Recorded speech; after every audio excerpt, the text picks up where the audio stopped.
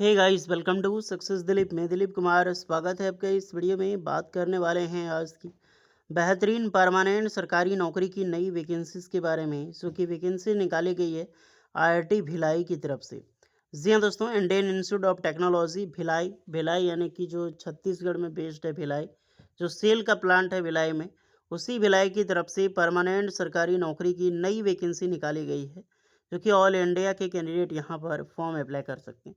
नई पोस्ट है, नई अपॉर्चुनिटी है, और सारी पोस्टें नॉन टीचिंग की पोस्टें हैं, नॉन एग्जीक्यूटिव कैडर की होगी, सारी टेक्निकल पोस्ट पर वैकेंसी रिलीज़ की गई है। तो चलिए डिटेल नोटिफिकेशन वाइज डिस्कस करते हैं कौन कौन से कैंडिडेट एलिजिबल है, पोस्ट कितनी रहने वाली है, इसका सिलेक्शन प्रोसेस क्या होगा, सैलरी कितनी मिलेगी, जॉब लोकेशंस कहाँ होगा, सारी चीज़ें वन टू वन डिस्कस करेंगे। तो स्टार्ट करते हैं। आगे बढ़ने से पहले चैनल पे अगर आप नए हैं so please do subscribe and hit the bell icon, ताकि इसी तरह लेटेस्ट बेहतरीन परमानेंट सरकारी नौकरी की अपडेट आपको हमेशा मिलती रहे। साथ में अपना ट्रेड ब्रांच भी ज़रूर कमेंट करके बताएं। ये है आपका ऑफिशियल नोटिफिकेशंस भारतीय प्रौद्योगिकी संस्थान भिलाई, यानी कि IIT Bhilai, Indian institute of technology.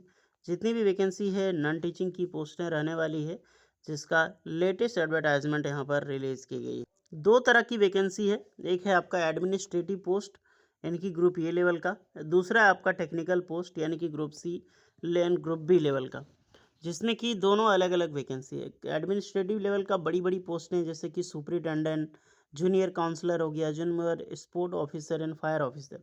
तो इस सब में आप अप्लाई करना चाहते हैं, अगर आप रिलेटेड हैं, इससे रिलेटेड क्वालिफिकेशन फिट बैठता है तो अप्लाई कर सकते हैं। हम आएंगे टोटली टेक्निकल पोस्ट पे, क्योंकि आप सभी कैंडिडेट के लिए यही बेटर है और यही पोस्ट अच्छी है। ओके, एक तो है जूनियर टेक्निकल में जो सुपरिटेंडेंट जेटीएस में वैकेंसी है। देखिए यहाँ पर जितनी भी पोस्ट हम बात करेंगे, ग्रुप में 35,400 लेवल 6 की जॉब आपकी है, तो सैलरी आपकी 35,400 ये बेसिक पे होगी।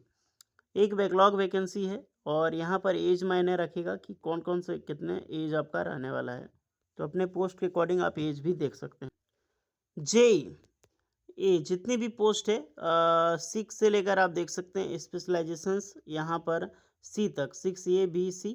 तो इतनी जितनी भी पोस्ट हैं एज जेई की निकाली गई है, यानी कि जूनियर इंजीनियर में सिविल के लिए वैकेंसी है, इलेक्ट्रिकल की पोस्ट है, और मैकेनिकल की वैकेंसी निकाली गई है। सैलरी स्ट्रक्चर आपका यहाँ पर सेम रहेगा, और 18 से 35 साल के एज लिमिट कैंडिडेट ही अप्लाई कर सकते हैं। दूसरा आप आते हैं 7 में, तो जूनियर टेक्निकल असिस्टेंट यानी जेटीए की पोस्ट है, जहाँ पर कंप्यूटर साइंस एंड इंजीनियरिंग या CSNIT वाले कैंडिडेट अप्लाई कर सकते हैं यहाँ पे, क्योंकि ब्रांच CSNIT वालों के लिए वैकेंसी निकाली गई है। इसकी लेवल 3 में आ जाती है, 21,700 ये बेसिक पे होगा। जेटीए में आपका केमिस्ट्री एंड फिजिक्स के लिए भी पोस्ट है। फिर आपका जेटीए में आपका mechanical engineering plus material science या फिर मेटलर्जिकल इंजीनियरिंग के लिए भी वैकेंसी निकाली गई है। जेटीए में नेक्स्ट आपका electrical engineering, electrical and electronics engineering, electronic communications engineering यहाँ पर फॉर्म अप्लाई कर सकते हैं। तो ये जो पोस्ट है 7 वाली, जितनी भी 7 रो संख्या आपने देखा वो ग्रुप सी लेवल है, और जितने 6 लेवल है ये ग्रुप बी लेवल पोस्ट मानी जाती है। ग्रुप सी में टोटल 18 से 30 साल के कैंडिडेट यहाँ पर अप्लाई कर सकते हैं। जेटीए की पोस्ट अच्छी है, टोटल देखा जाए तो 24 पोस्ट पर रिक्रूटमेंट निकाली गई है। बाकी बात एज में सारे कैंडिडेट को रिलैक्सेशंस मिलेगी, 4 STC वालों के लिए, 5 NWC वालों के लिए 3 ईयर्स का। जूनियर सुपरिटेंडेंट या काउंसलर एक ग्रुप ए लेवल की पोस्ट है, आप इसको चाहें तो क्वालिफिकेशंस वगैरह देख सकते हैं।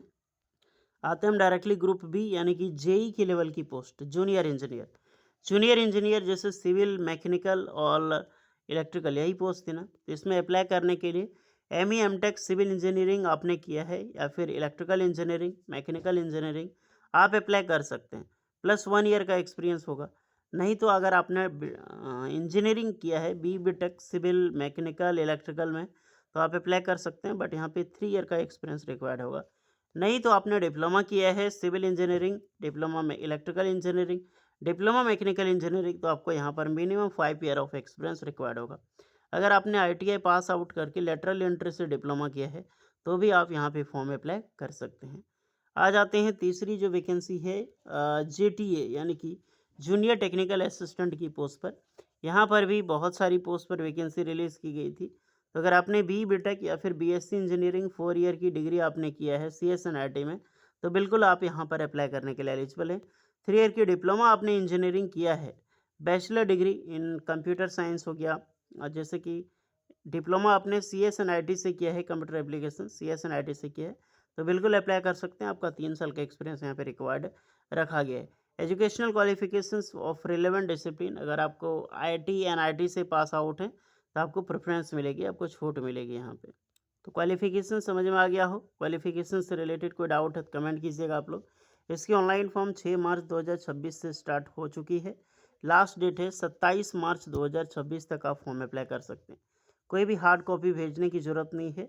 City intimations, written test, skill test ये आपका ईमेल के थ्रू आपको मिल जाएगा, बिकॉज यहाँ पे रिटन एग्जाम्स होगा, तो उसी के अकॉर्डिंग आपको यहाँ पर फॉर्म अप्लाई करना है। जब आपको एग्ज़ाम्स कंडक्ट कराया जाएगा उससे पहले आपका एडमिट कार्ड के लिए मेल आ जाएगा। 27 मार्च तक हमने बताया कि फॉर्म आपको ऑनलाइन अप्लाई करना है, जिसके लिए एप्लीकेशन चार्ज है group B and group C के लिए जनरल OBC NCL में 500 रुपये। अगर आप ST SC PWD कैंडिडेट आपको 250 रुपये पेमेंट करना है। ये पेमेंट आपका टोटली ऑनलाइन होगा। ओके, तो ये प्रोसेस है। सो जो भी कैंडिडेट एलिजिबल है सही अप्लाई कीजिए। इसका सारा लिंक आपको डिस्क्रिप्शन में मिल जाएगा। एक परमानेंट सरकारी नौकरी है, तो हल्के में ना लें। अगर आप एलिजिबल हैं तो अप्लाई करें। उसके बाद कोई डाउट है तो कमेंट में ज़रूर बताएं। मिलते हैं नेक्स्ट वीडियो में, तब तक के लिए जय हिंद।